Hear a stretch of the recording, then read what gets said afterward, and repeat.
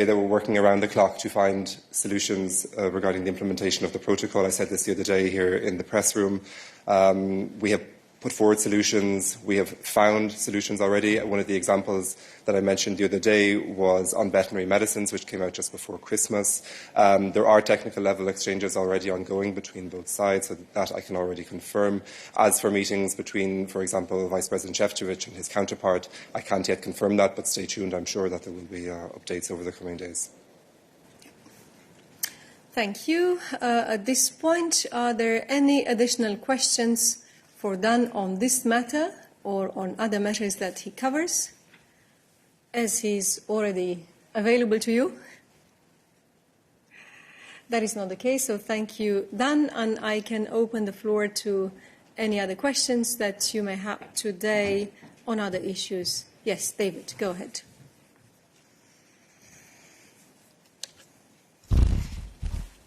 Yes, thank you. End of last year, I think, the last press conference, you said you might have some more, may be able to make a report on who was responsible for the two Nord Stream sabotage, and the investigation was going on. Do you have anything to say at this stage? Thank you so much, David. So that investigation, as you know, was carried out at the national level by the countries most directly concerned by that infrastructure. We have seen the reports that you have seen as well. We do not have anything specific to add at this point in time from our own perspective regarding those incidents. What we can tell you is about the protection of critical infrastructure and the steps that we have been taking in the EU following that incident to increase the protection of our critical infrastructure. And if that's something that you want to get into, I can invite Anita to tell you a bit more. But is it something that you would wish to get into? Yes, David. I'd just like to know what report you have received from the member states about this, what conclusions they've come to. Yes, thank you very much. Yes, Anita.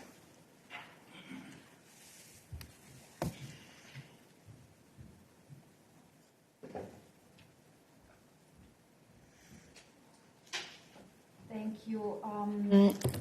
When it comes to the Swedish authorities, we have been indeed informed that the damages on the Nord Stream gas pipelines were caused by deliberate sabotage, but investigations are still ongoing in Sweden, Denmark, and Germany. And as you know, these investigations fall under the responsibility of the member states.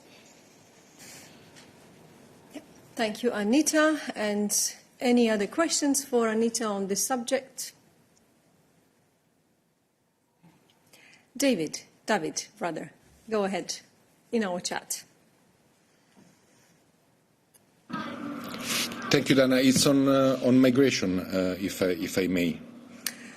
I think you may, David, because I don't see any other questions for Anita on critical infrastructure, so go ahead. Thank you very much. Anita, several NGOs published a communique today criticizing the Italian decree which will limit the activity of search and rescue by NGOs, vessels. I'm wondering if you have a comment.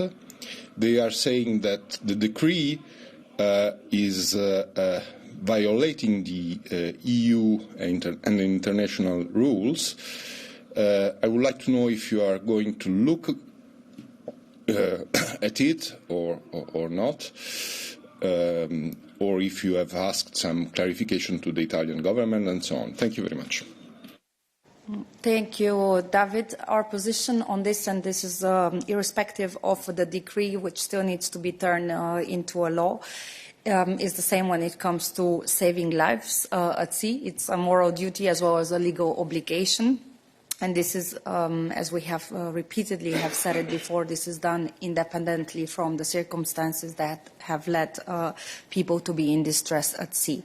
What I would also like to add, because as you know, we have put forward a specific action plan on the Central Mediterranean, and we have now a search and rescue group that existed before that will be reinvigorated. And at the end of this month, hopefully I can give you very soon a specific date, but the idea is to have the search and rescue contact group reconvened this month that will discuss the challenges in the Central Mediterranean with all actors involved. Thank you, Anita. And David has a follow-up question. Go ahead, David. Yes, thank you very much. The fact is that the decree is law. The Parliament will vote on it, but the Italian government is already applying the rules foreseen by the decree. So it's already a law that it's applied in Italy. So I'm wondering why you are waiting. First of all, why you are waiting for the Parliament vote instead of looking at it right now, since it is applied by Italy. Second point, one of the rules adopted by the Italian government foreseen the obligation for NGOs vessel to conduct a sort of screening of people on board and asking them if they want to apply for asylum. Is it in line with the EU regulation? Thank you. Thank you, David.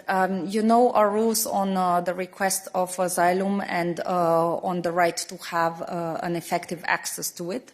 And you know that third countries, nationals present on the territory of a member state, including in the territorial waters, may make an asylum application. But other than that, it is not about us looking specifically of this decree or not. We're, as always, in touch with the Italian authorities. This month we will have a search and rescue contact group meeting specifically, and no matter what Italy is doing through a decree or specific legislation on this, they must respect the international laws and the law of the sea. Thank you, Anita. Any other questions on this subject? I don't see any. On any other subject that Anita covers? I don't see that either, so thank you so much for today. And I will now give you the possibility to flag if you are interested in discussing other subjects with us.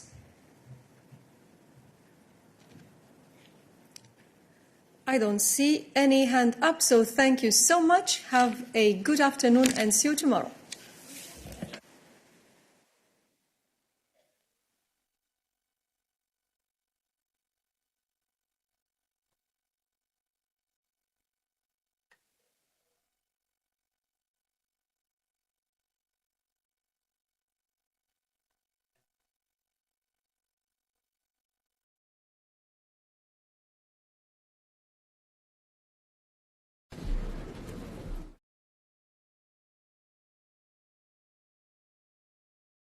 Thank you.